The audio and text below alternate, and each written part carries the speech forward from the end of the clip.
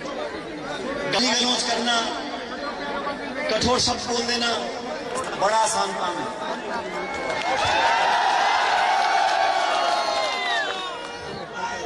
लेकिन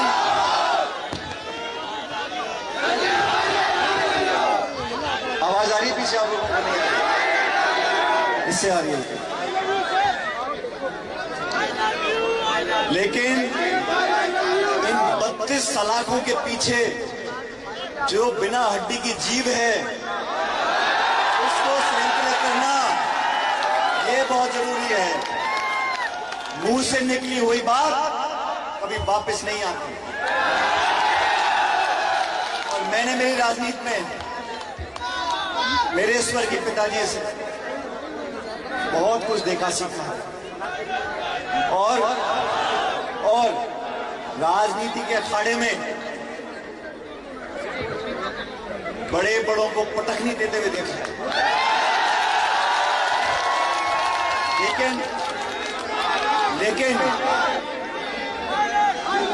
लेकिन मुद्दों पर, इश्यूज पर, पब्लिक सेंटिमेंट पर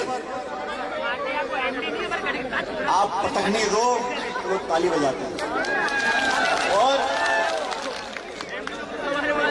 अपमान कर देना, छोटी मोटी बात बोल देना, आप सब जानते हो मेरे बारे में क्या क्या बोला, क्या बोला। जो पहले बोला वो बताऊंगा।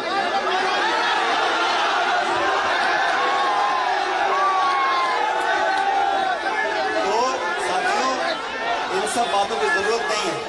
मैंने हमेशा, और मैं आप लोगों को बोलना चाहता हूं, क्योंकि मैं आज मैं इस कॉलेज में आया हूं, मैं कोई प्रोफेसर नहीं हूं और मैं कोई मास्टर नहीं हूं, लेकिन मैं आपके बीच में आया हूं, आपसे उम्र में बड़ा हूं, इसलिए मेरा दायित्व बनता है। मैं आपसे बड़ा हूं, मेरा दायित्व बनता है मैं आपको सही बात बोलूं, आपके संस्कारों को जगाऊं। आपकी परवरिश ऐसी होनी चाहिए कि आप लोगों का मान सम्मान करो, लोगों को इज्जत बख्शो, और इज्जत दोगे तो इज्जत मिलेगी।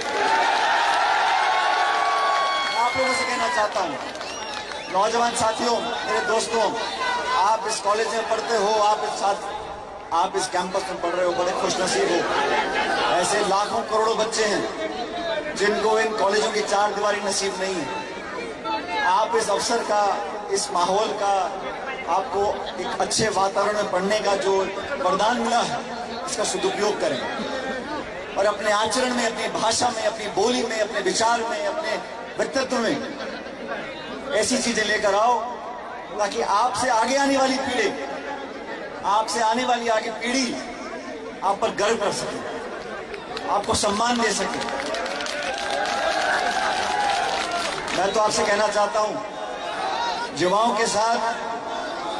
के साथ सिर्फ न्याय होता रहे, उनको उनकी काबिलियत के आधार पर मौके मिलते रहे, उनकी प्रतिभाओं को हम रोकने की जगह बढ़ाने का काम करें, संतुलित, संयमित अनुशासन के साथ आप लोगों को आगे बढ़ने का रास्ता दिखाएं, वो सब संसाधन आपको मिले जिनको लेकर आप अपना जीवन बेहतर कर सकते हो।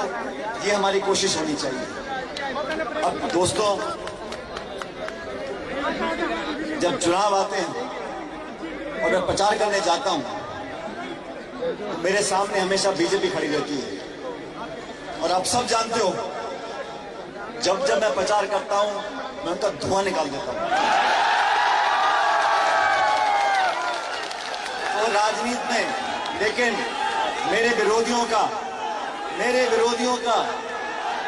जो मेरे सामने चुनाव लड़ते हैं, जो मेरा विरोध करते हैं, मैंने हमेशा उनको मान सम्मान दिया है।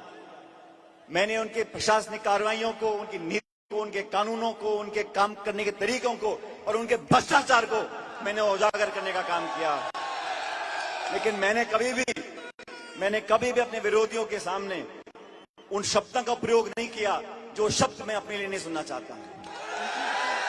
और ये बड़ा अच्छा फॉर्मूला है, आप ध्यान से सुनो। जो शब्द, जो बातें आप अपने लिए नहीं सुन सकते, वो औरों को नहीं बोलनी चाहिए।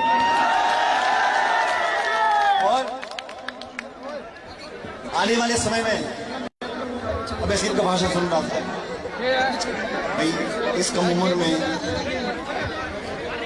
बहुत लंबा जाएगा। जब मैं पहला भाषण दे रहा था 1990 के चुनाव थे और मेरी मां चुनाव लड़ रही थी हिंडोली बूंदी से, सर्दियों के दिन थे, मैं 12-13 साल का था। तो उन दिनों में जिप्सी नई नई आई थी गाड़ी में, तो मैं चुपचाप सुबह ठंड में गाड़ी में बैठा हुआ था। मेरी माँ बाहर जाके भाषण दी थी गांव के अंदर पेड़ के नीचे। तो वहाँ के सरपंच ने उसको पता पड़ गया कि रमापाली जी का बेटा गाड़ी में बैठा है, तो उसने आवाज़ देके मुझे बुला लिया नाम लेके। अब मीटिंग थी, चुनाव का समय था, मैंने कहा नहीं जाऊँगा तो रोका बुरा मानेगा, तो मैं जाके वहाँ बैठ गया मंच पे। वहाँ होंगे 150-200 लोग गाँव में। तो सरपंच साहब ने मेरी माँ को बुलाने से पहले मेरा नाम लिया, बोला ये सचिन जी आपको 2 बात बोलेंगे। मेरे हाथ में माइक पकड़ा दिया। मैं पहली बार स्कूल से छुट्टी लेके गया तो मैंने कहा माँ का प्रचार है, जाके देखा थे क्या हो रहा है वहाँ। उस टाइम पोस्टर और ये स्टेंसिल से दीवार पेंट वगैरह करते थे, तो मैं वहाँ देखने गया था। और हाँ, उसने मंच पर मेरे माइक पकड़ा दिया हाथ में। अब वो माइक पकड़ा मैंने, लोग सामने मेरा मुंह देख रहे हैं। अब मेरी माँ यहाँ बैठी है, अब मैं क्या तो भाषण देता क्या नहीं बोलता। तो मैंने माइक उठा के मेरे का 1.5 या 1.25 मिनट भाषण दिया होगा और मेरे दोनों घुटने कांप रहे, मेरा हाथ कांप रहा है, मुझे समझ नहीं मैं क्या बोलूँ। लेकिन मैंने ले दे के बोला, मैंने कहा भाई आप मेरी माँ को जिताओ चुनाव में, हम सब मिलकर आपकी सेवा करेंगे। पहला भाषण में 13 साल का था। मैंने वहाँ माइक पटका जोर से पकड़ा गाड़ी में, मैं जा रहा हूँ वापस स्कूल पढ़ने के लिए। लेकिन भाषण देना, मैं आज के दिन इसको देखो, ये तो भाषण से पता पड़ जाता है कौन निर्दलीय है कौन दल करता है। भाई छूट है तो निर्दलीय मर्जी आप बोल सकते हैं। लेकिन मैं हर जगह जा रहा हूँ साथियों, क्योंकि मंच ये एक राजनीतिक मंच नहीं है। लेकिन जिस विचारधारा को, जिस दल को मैंने 20 साल तक मजबूत किया है, मैं हमेशा उसको मजबूत करने का काम कर रहा हूँ। और जब 2013 में मुझे पहली बार, 2014 में मुझे पहली बार प्रदेश का अध्यक्ष बनाया था राहुल गांधी जी ने, सोनिया गांधी जी ने, जब जयपुर आके काम करना शुरू किया, उस समय हम लोग चुनाव हार गए थे, आप जानते हो। आप तो बहुत छोटे सारे 2013 में हमारे सिर्फ 20 के सांसद विधायक रह गए थे। तो हमने 5 साल तक बहुत संघर्ष किया, सबके साथ मिलकर किया। और उन 5 सालों में 13 से 18 तक जब हम विपक्ष में थे, तो आप में से कुछ लोगों को याद होगा, कुछ की जानकारी होगी, मैं आपसे पूछना चाहता हूं, कांग्रेस अध्यक्ष के नाते उन 5 सालों में हमारी मेहनत में कोई कमी देखी आपने? मेहनत खूब करी, बोलो हाँ कि ना। संघर्ष में कोई कमी दिखी?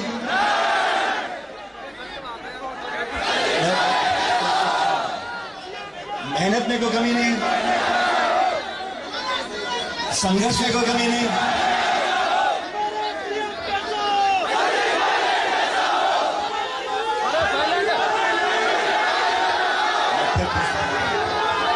भैया नारेबाजी मत करो, मेरी बात को ध्यान से सुनो, ध्यान से सुनो और सिर्फ जवाब देना।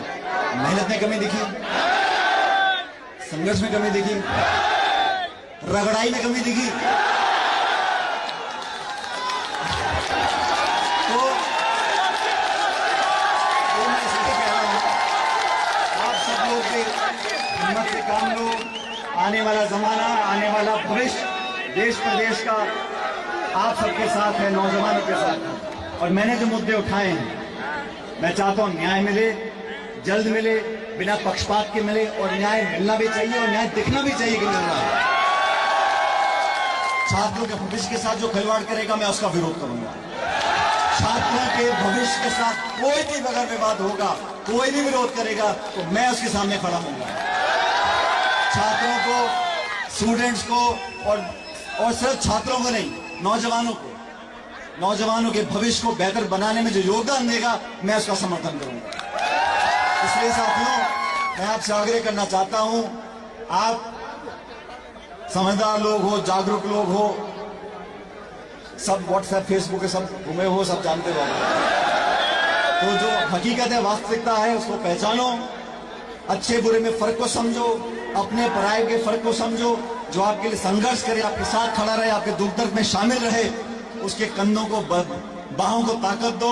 और मैं प्रदेश भर में, देश में जहां भी जाता हूं, ये बोलकर जाता हूं, अगर मुझे कम उम्र में मौके दिए थे, मेरी पार्टी ने मुझे बहुत कम उम्र में मौके दिए, मैं 26 साल का संसद में चला गया था। और जब मैं प्रदेश अध्यक्ष बना था, जब मैं अध्यक्ष बना, तो मैंने जितने जी नगर पालिका के चुनाव हैं, पंचायत समिति के चुनाव हैं, तब उस वक्त मैंने 40% टिकट उन लोगों को दिए जिनकी उम्र 40 साल से कम थी। और मुझे अवसर मिला अध्यक्ष बनने का, तो मैंने बहुत सारे नौजवानों को विधानसभा तक पहुंचने का एक मौका दिया। बाकी हार जीत भगवान कराता है, लेकिन मौका देने की बात होती है। अगर हम लोग, आप सब जो मंच पे आज खड़े हैं, जो आज कोई अध्यक्ष है, उपाध्यक्ष है, महासचिव है, विधायक है, पूर्व विधायक है, महापौर है, हम सबको मौके मिले। हमें दिल बड़ा रखना पड़ेगा, हमें अपने से कम उम्र के नौजवानों को मौका देना पड़ेगा, उनको सिखाना पड़ेगा, उनको आगे बढ़ने के लिए प्रोत्साहित करना पड़ेगा। और ये एक बहुत महत्वपूर्ण कड़ी है। मैं तो सलाम करता हूं, अभी न्यूजीलैंड की प्रधानमंत्री, आपने देखा होगा, 42 साल की, सबसे कम उम्र की प्रधानमंत्री बनी थी 7-8 साल पहले। आज उन्होंने कहा कि भाई मेरी कोई रिपोर्ट छपी थी कि उनकी रेटिंग कम हो गई, तो एग्जाम में इस्तीफा दे रही हूं, मैं पार्टी के लिए काम करूंगा।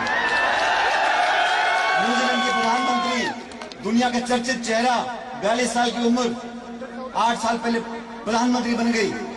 जब लगा कि जनता में, उनकी साख में रिपोर्ट आई कि पब्लिक रेटिंग होती है, ओपिनियन पोल, उसमें नंबर कम आ गए, उसने कल रात को टीवी पे कहा कि मैं अपना इस्तीफा दे रही हूं और अपनी पार्टी के लिए काम करूंगी। सोनिया गांधी जी ने कहा उदयपुर में, और सोनिया गांधी जी का मैं बहुत कायल हूं साथियों, कि वो अध्यक्षा थी 2004 में। हम जैसे 15-20 लोगों को बुलाया, उन्होंने दिल्ली बुलाया और टेबल बैठा के पूछा कि आप सब कम उम्र के लोगों, नौजवानों, 23, 24, 26 साल के लोगों को हमारी पार्टी का मैनिफेस्टो बनने जा रहा है लोकसभा चुनाव के लिए। उस टाइम वाजपेयी प्रधानमंत्री थे। किस मैनिफेस्टो में क्या लिखना चाहिए, मैं आपसे जानना चाहती हूँ। नौजवानों के अरमान क्या है, आपकी उपेक्षा क्या है, उम्मीदें क्या है, मुझे बताओ, ताकि मैं कांग्रेस के मैनिफेस्टो में लिखूं उन बातों को। ये सोच होती है लोगों को साथ लेने की। इसलिए आप सबसे निवेदन है, जो मंच पे बैठे हैं, खड़े हुए सब, हम सब बना गए, और उन्हें आप सबका सोचना चाहिए, आने वाली पीढ़ी का सोचना चाहिए। उनको हमारे अनुभवों का लाभ मिलना चाहिए। हमने जो सही किया, जो गलत किया, उसका लाभ आपको मिले। अरे तुम क्यों ठोकर खाकर उठो भैया, हम बता देंगे आपको कहां से रास्ता निकलना है। ये होता है एक अगली पीढ़ी को संभालने का, सुजोने का, सहायता देने का, सहयोग देने का, समर्थन देने का भाव। उस भाव से हम काम करेंगे, तभी हमारा देश आगे बढ़ेगा। आज आप सब लोगों ने अभी देखा, मैंने आज गर्मी ज्यादा हो गई, अभी ठंड के 3-4 दिनों में ये गर्मी ज्यादा हो गई, लेकिन आप सब नौजवान साथी हो, मैं आपको पुनः वादा कर जाता हूं, हम सब राजनीति में जो लोग काम करते हैं, पब्लिक के लिए काम करते हैं, लेकिन व्यक्तिगत रूप से मैं आप सब लोगों को आश्वासन देकर जाता हूं, आपकी हर जरूरत के लिए, हर वाजिब मांग के लिए, जो आपकी जरूरतें होंगी, आपकी वाजिब मांग होगी। और मेरी उम्मीद है, मेरी कोशिश है, मेरी तमन्ना है कि आप सबके जीवन को कुछ बेहतर में बना सकूं। और जब जब मुझे मौका मिला, मैंने करने की कोशिश की है। भविष्य में क्या होगा मुझे पता नहीं, लेकिन मैं आपके साथ था, हूं और हमेशा खड़ा रहूंगा।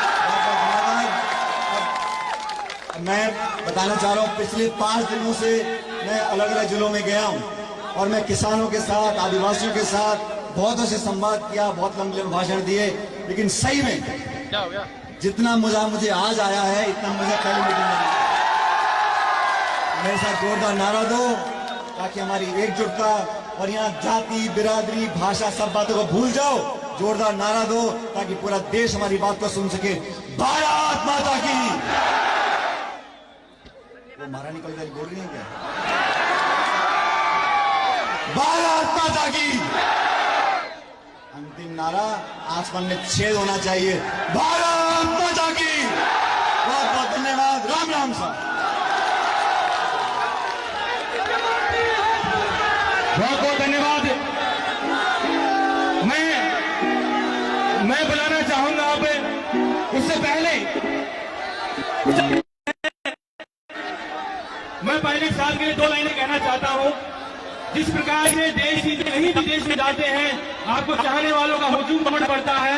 मैंने 2 लाइनें लिखी थी उनके ऊपर कि बोलने से पहले एक एक शब्द बोलता है, आपके अपमान पर खून भी बहुत खौलता है। और आरोप लगाने वालों ने याद है क्या कहा था?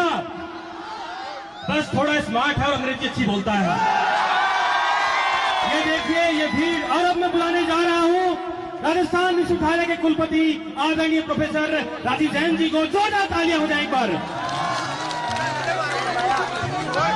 महाराजा कॉलेज छात्र संघ कार्यालय उद्घाटन के अवसर पर हमारे बीच माननीय श्री सचिव पायलट साहब, विधायक तो पूर्व उप मुख्यमंत्री राजस्थान सरकार, हमारे बीच में श्रीमती मुनेश गुर्जर, श्री इंद्राज सिंह गुर्जर, श्री मुकेश भाकर जी, वेद प्रकाश सोलंकी जी और परबतसर से राम निवास जी हमारे बीच के अंदर आज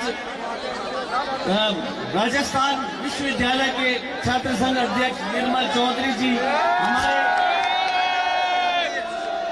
जिस महाविद्यालय के अंतर्गत ये आयोजन हो रहा है, यहाँ के जो अध्यक्ष हैं संदीप गुदर जी, गोविंद विष्णु जी, अतुल शर्मा जी, सार्थक जी और साथियों जितने मेरे राजस्थान विश्वविद्यालय के छात्र छात्राएं हैं, उन सभी को मैं इस अवसर पर, चूंकि पायलट साहब ने बहुत सारी बातें आपको बताई, मैं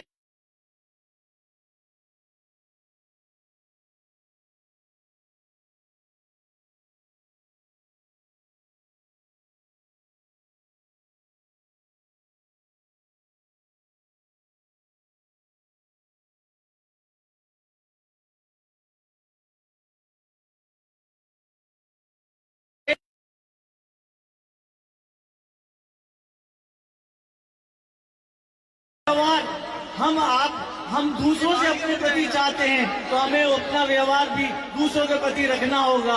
and G stand for commitment.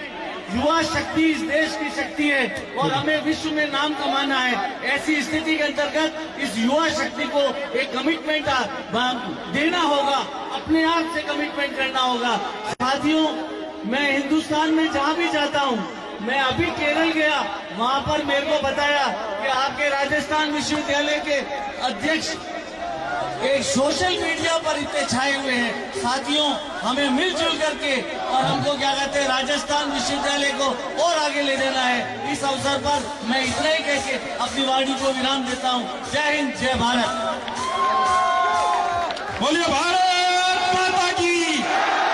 एक बात तो नौजवान दोस्तों निर्मल जी ने कही थी, मैं तो सिर्फ उसका जवाब देने आपके बीच में आया हूं। इन्होंने कहा कोरोना आ गया, ये कहा था ना। कोरोना की कोवैक्सीन कौन है राजस्थान में? कोरोना की वैक्सीन, कोरोना की वैक्सीन, कोरोना की वैक्सीन, कोरोना की वैक्सीन। सहमत हो अध्यक्ष जी? सहमत है? बोलिए सचिन पायलट, सचिन पायलट। राजस्थान को बचाएंगे, राजस्थान को बचाएंगे, सचिन पायलट। बहुत बहुत धन्यवाद।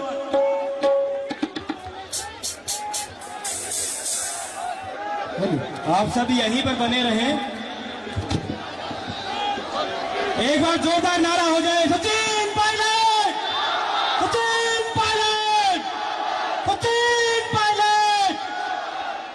कृपया आसानी से आप हमारे अतिथियों को रास्ता दें। शांति शांति बनाए रखें। सचिन पायलट हमारा सीएम कैसे हो, हमारा सीएम कैसे हो, हमारा सीएम कैसे हो। युवा की दर्शन सचिन पायलट। हाले साउंड वाले पाजी बोतल बोल दो ताकि सारे के सामने। हेलो, बहुत ही सोनी परफॉर्मेंस लेके आ रहे हैं, छुट्टी कर दो।